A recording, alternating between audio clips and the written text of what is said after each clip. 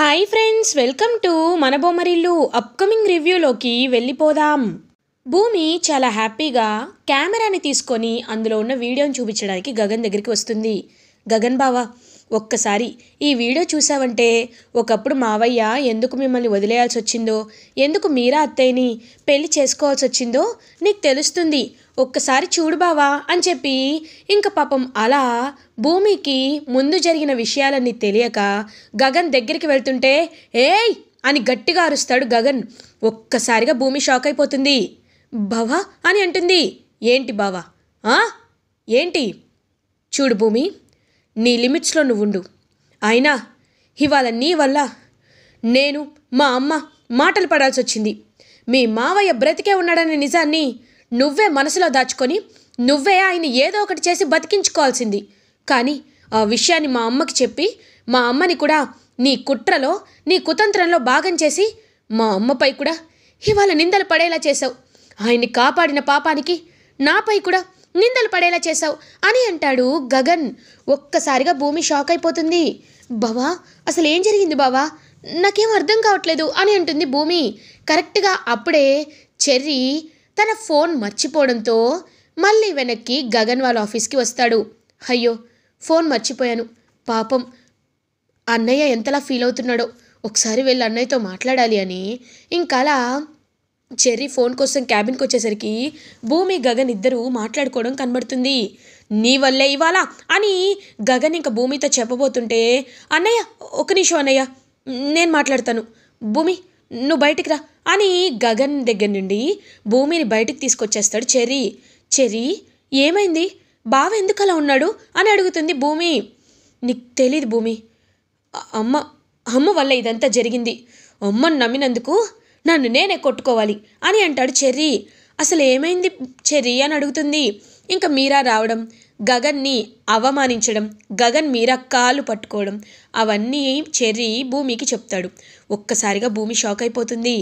కాబట్టి ఇప్పుడు అన్నయ్య ఫ్రస్ట్రేషన్లో ఉన్నాడు. ఈ విషయాన్ని నువ్వు అన్నయ్యకి చూపిస్తే అన్నయ్య ఇప్పుడు వినే పరిస్థితుల్లో కూడా లేడు. నేనున్నాను కదా భూమి, అన్నయ్యని నేను కామ్ డౌన్ చేస్తాను, అన్నయ్యని నేను కూల్ చేస్తాను. నువ్వు ఈ విషయాన్ని, ఈ వీడియోని నీ చేతిలో ఉన్న కెమెరా చూస్తేనే అర్థమవుతుంది. వెంటనే వెళ్ళి మావయ్యకి చూపించు. మావయ్య నిన్ను ఖచ్చితంగా సంతోషంగా కూతురిగా స్వీకరించి ఎవరి పాపం పండిందో వాళ్ళకి శిక్ష వేస్తాడు అని అంటారు చెర్రీ. అయితే నాన్న ఇంట్లో ఉన్నాడా అని అడుగుతుంది. లేదు భూమి, మావయ్య ఇంట్లో లేరు, గెస్ట్ హౌస్కి వెళ్ళారు, నువ్వు వెళ్ళు అని చెప్పేసరికి ఇంక భూమి అయితే గెస్ట్ హౌస్కి బయలుదేరుతుంది. వాచ్మెన్ని శరత్చంద్రని కలవాలి అని అడుగుతుంది. వాచ్మెన్ వెంటనే అమ్మ అయ్యగారు హాస్పిటల్కి వెళ్ళారమ్మా అని అబద్ధం చెప్తాడు. అంటే అడ్మిట్ అయినట్టు కాకుండా పనిపై హాస్పిటల్కి వెళ్ళినట్టు చెప్తాడనమాట వాచ్మెన్. అవునా, ఏ హాస్పిటల్? సరే నేను వెంటనే వెళ్తానని చెప్పి ఇంకా వెంటనే అలా భూమి హాస్పిటల్కి బయలుదేరుతుంది. భూమి గెస్ట్ హౌస్కి వచ్చిన విషయాన్ని వాచ్మెన్ అపూర్వకి కాల్ చేసి చెప్తాడు. మేడం, భూమి గారు ఇక్కడికి వచ్చారు మేడం, తన చేతిలో ఏదో కెమెరా కూడా ఉంది మేడం, చాలా సంతోషంగా ఉన్నారు అని చెప్పడంతో ఒక్కసారిగా అపూర్వకి ఈ విషయం అర్థమవుతుంది. ఇంకా షాక్ అవుతూ గడగడ వణికిపోతూ ఉంటుంది అపూర్వ. అమ్మాయి, ఏమైంది అలా ఉన్నావు అని అడుగుతుంది గోరింటాక్ పిన్ని. పిన్ని, నేనేది జరగకూడదు అనుకున్నానో అది జరిగిపోతుంది పిన్ని. ఆ భూమికి ఆ రిపేర్ షాప్ అతను కెమెరా ఇచ్చేశాడు పిన్ని. ఏ క్షణమైనా ఆ భూమి బావకొచ్చి అందులో ఉన్న వీడియో చూపించచ్చు. అప్పుడు బావ నన్ను చంపేస్తాడు. అలా జరగకుండా ఉండాలంటే బావా ఉండకూడదు అని అంటుంది. అమ్మాయి, ఇప్పుడే కదా గంగానది పారినట్టు సునామీ వచ్చినట్టు ఏడ్చావు, మళ్ళీ ఏంటి అది ఇది అంటున్నావు అని అంటుంది.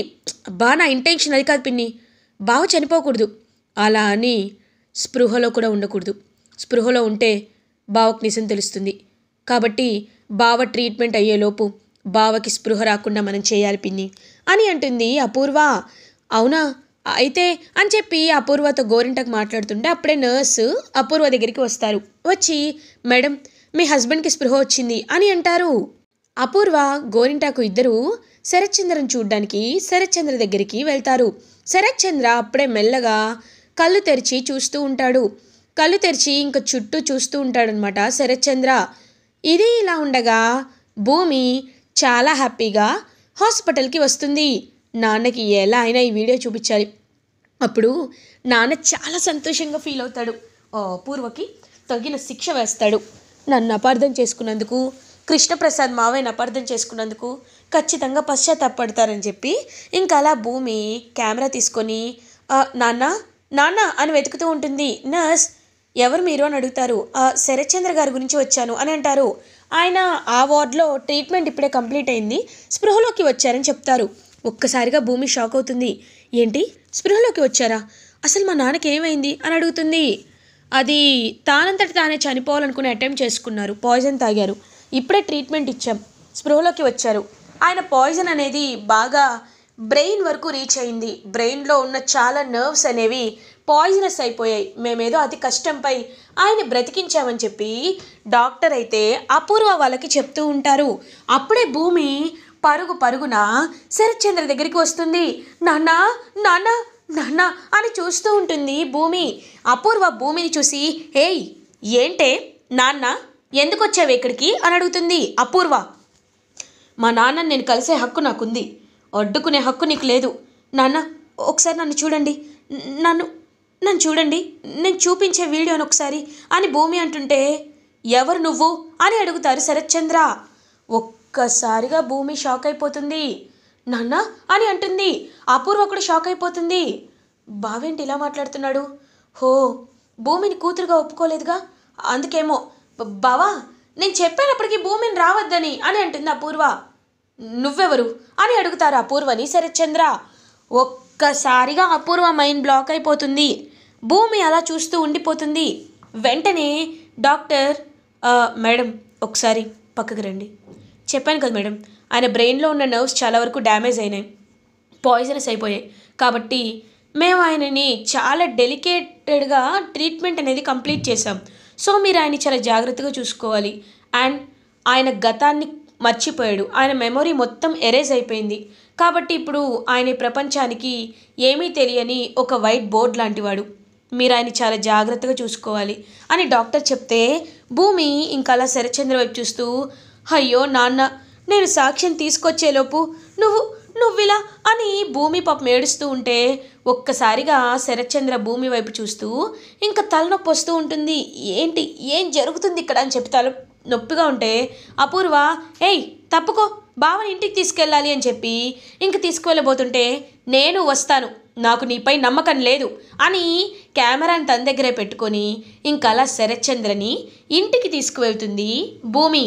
ఇంట్లో ఇంకా అందరికీ విషయం చెప్తారు, బావకి చిన్న యాక్సిడెంట్ అయింది, అందుకే గతం మర్చిపోయాడని అబద్ధం చెప్తుంది అపూర్వ. సో శరత్చంద్ర ఇల్లంతా చూస్తూ ఉంటాడు. ఇది నా ఇల్లా అని అడుగుతారు. అవునా అన్న, ఇది మీ ఇల్లే, నా పేరు భూమి, నేను మీ అమ్మాయిని, అదిగో అక్కడుందే నక్షత్ర, తను కూడా మీ అమ్మాయే అని భూమి పాపం పరిచయం చేస్తూ ఉంటుంది.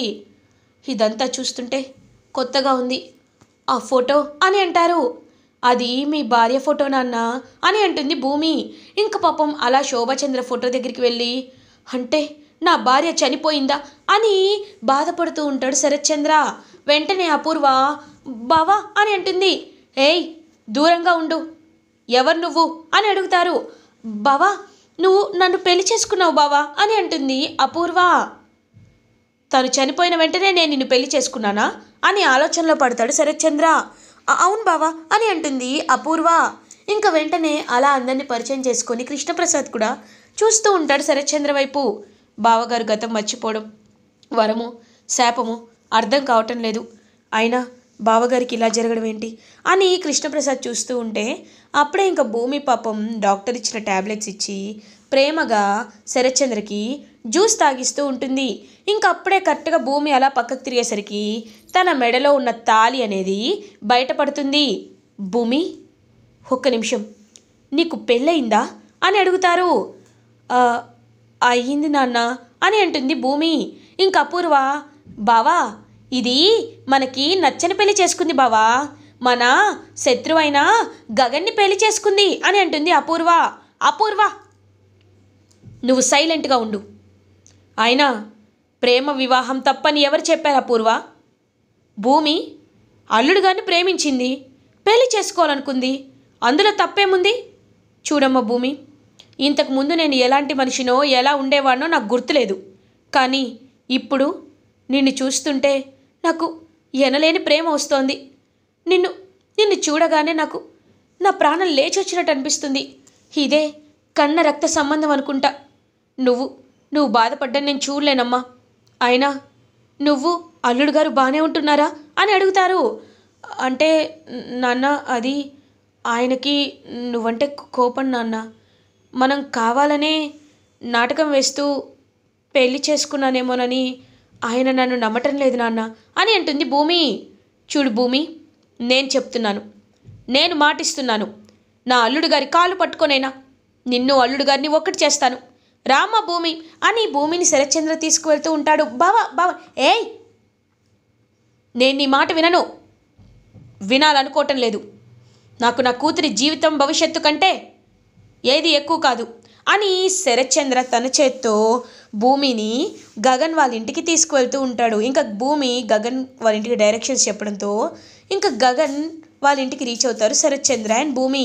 ఇది ఇలా ఉండగా గగన్ చాలా డల్గా ఇంటికి రీచ్ అవుతాడు. శారద గగన్ వైపు చూస్తూ, నాన్న గగన్, ఇదిగో ఇవాళ నీకు ఇష్టమైన పాయసం చేశాను, తిన్నాన్నా అని అంటుంది. నాకు మూడ్ లేదమ్మా అని అంటాడు గగన్. ఏమైందన్నా, ఆఫీస్లో వర్క్ టెన్షన్ ఎక్కువైందా అని అడుగుతుంది.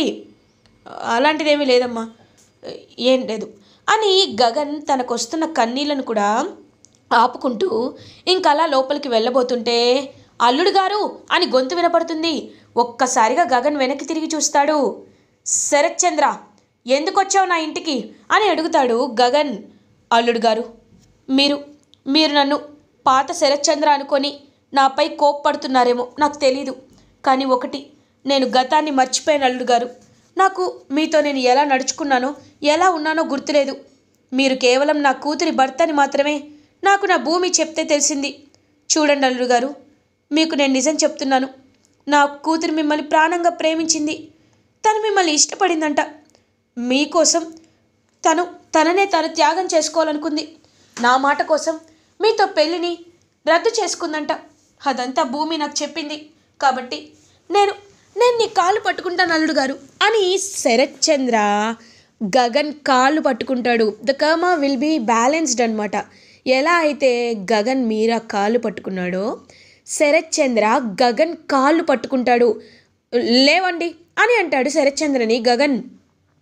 ఈయన చూస్తుంటే నిజమా అబద్ధమో అర్థం కావట్లేదమ్మా అని అంటాడు గగన్.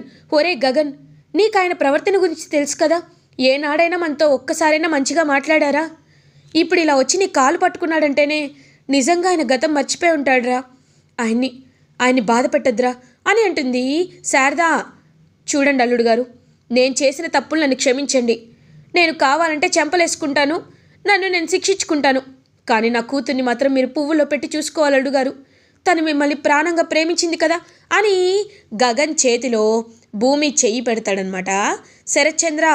ఒక్కసారిగా గగన్ అలా భూమి వైపు చూస్తూ ఉంటాడు. తను నిజంగా మిమ్మల్ని పెళ్లి చేసుకుంది. మీ మధ్యలో ఎలాంటి అపార్థాలు ఉండకూడదు అల్లుడు గారు అని ఇంకలా శరత్చంద్ర అయితే ఇద్దరినీ ఒకే చోట కలుపుతాడు. నేను రేపు మీ ఇంటికి వస్తాను, ఘనంగా నా కూతురి సత్యనారాయణ వ్రతాన్ని జరిపిస్తాను అల్లుడు గారు అని ఇంక భూమిని అక్కడ అప్పచెప్పేసి శరత్చంద్ర ఇంటికి వెళ్ళిపోతాడు. అదంతా చూసి భూమి చాలా హ్యాపీగా ఫీల్ అవుతుంది. ఇది ఇలా ఉండగా శారద భూమి దగ్గరికి వస్తుంది. భూమి, అవును, మీ నాన్నగారు గతం మర్చిపోయారు కదా, మరి ఆ వీడియోని, కెమెరాలో ఉన్న వీడియోని మీ నాన్నగారికి చూపించావా అమ్మా అని అడుగుతారు. లేదత్తయ్య, ఎందుకంటే డాక్టర్ గారు చెప్పారు, నాన్న బ్రెయిన్లో ఉన్న నర్వ్స్ అనేవి చాలా సెన్సిటివ్గా ఉన్నాయంట. ఎలాంటి బాధ, కోపం, ఆవేశం కలిగించే వార్తలు మా నాన్నకి చెప్పొద్దు అని డాక్టర్ గారు మరీ ప్రత్యేకంగా చెప్పారు. కాబట్టే నేను ఈ వీడియోని చూపించలేదు. లేకపోతే నాన్న వీడియో చూసి బాధపడతాడు, అపూర్వపై కోప్పడతాడు. అప్పుడు నాన్న బ్రెయిన్లో ఉన్న నర్వ్స్ తెగిపోయే అవకాశం ఉందంట. నాన్న ప్రాణం కంటే ఏది ముఖ్యం కాదు. నాన్నకి ఎప్పుడొకప్పుడు గతం గుర్తుకు రావచ్చు. అప్పుడు నేను ఈ వీడియోని చూపిస్తాను అని అంటుంది భూమి. ఇంకా అదంతా దూరం నుండి వింటూ ఉంటాడనమాట గగన్. ఇది ఇలా ఉండగా సేమ్ విషయాన్ని అపూర్వ కూడా ఫ్యామిలీ మెంబర్స్ అందరితో చెప్తుంది. చూడండి, బావకి కోపం తెప్పించే పనులు ఏదీ చేయొద్దు. బావ ఏం చేసినా భరిస్తూ ఉండాలి, లేకపోతే బావ మనకి దక్కడు అని అంటుంది అపూర్వ. అప్పుడే ఇంటికి వచ్చి అపూర్వ అపూర్వ అని పిలుస్తారు శరత్చంద్ర. భవా, నాపై కోపం పోయిందా అని అడుగుతారు. అదంతా కాదు, రేపు మనం మన అల్లుడు గారి ఇంటికి వెళ్ళాలి. అక్కడ మన అమ్మాయికి అల్లుడు గారికి సత్యనారాయణ వ్రతం జరిపిస్తారు. నేనే అల్లుడి కాళ్ళు అవేళపడి అమ్మాయిని అక్కడ అప్పచెప్పి వచ్చాను. కాబట్టి వాళ్ళిద్దరూ సంతోషంగా ఉండాలి అంటే మనమే వాళ్ళకి సారే, చీర, నగలు, వజ్రాలు, వైడూర్యాలతో భూమిని చక్కగా సాగనంపాలి. తనకి దగ్గరుండి పెళ్లి కూతురి తల్లిదండ్రులుగా మనమే సత్యనారాయణ వ్రతాన్ని జరిపించాలి అని ఇంకా శరత్చంద్ర చెప్పడంతో ఒక్కసారిగా షాక్ అయిపోతుంది అపూర్వ. బావా, అది కాదు బావా, ఆ భూమి అని అనేలోపు చెర్రీ, మావయ్య మీరు పర్ఫెక్ట్గా చెప్తున్నారు మావయ్య, అలాగే జరిపించండి. అత్తయ్య గారు, మీరు ఇంతకు ముందు చెప్పింది మర్చిపోయారా? అదే మావయ్యకి కోపం అని సైగ చేస్తాడు చెర్రీ. అవును నిజమే, ఇప్పుడు బావకి ఆ భూమిపై కోపం తెప్పిస్తే బావ నరాలు తెగిపోయే అవకాశం ఉంది. లేదు, అలా చేయకూడదు అని. సరే బావా, వ్రతం జరిపిద్దాం అని ఒప్పుకుంటుంది అపూర్వ. మమ్మీ, ఏంటి మమ్మీ అని అంటుంది నక్షత్ర. బేబీ, మన డాడీ ప్రాణాలు మనకు కావాలంటే కాసేపు నటించక తప్పదు కదా, కాబట్టి సైలెంట్గా ఉండు అని ఇంక వెంటనే అలా సత్యనారాయణ వ్రతం జరిపించడానికి భూమికి పట్టు చీర, నగలు, సారే అన్నీ సమర్పించడానికి రెడీ అవుతాడనమాట శరత్చంద్ర. ఇది ఇలా ఉండగా మార్నింగ్ అవుతుంది.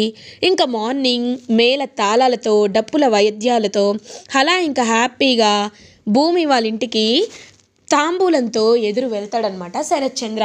అపూర్వకి ఏం నచ్చకపోయినా తప్పక అలా చూస్తూ ఉంటుంది.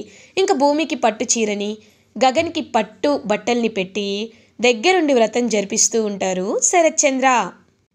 ఇలా ఎపిసోడ్ ఎండ్ అవుతుంది. ఫర్దర్ ఎపిసోడ్ రివ్యూస్ ముందుగా మీకు కావాలి అనుకుంటే మా ఛానల్ని సబ్స్క్రైబ్ చేసుకోండి. Thanks for watching.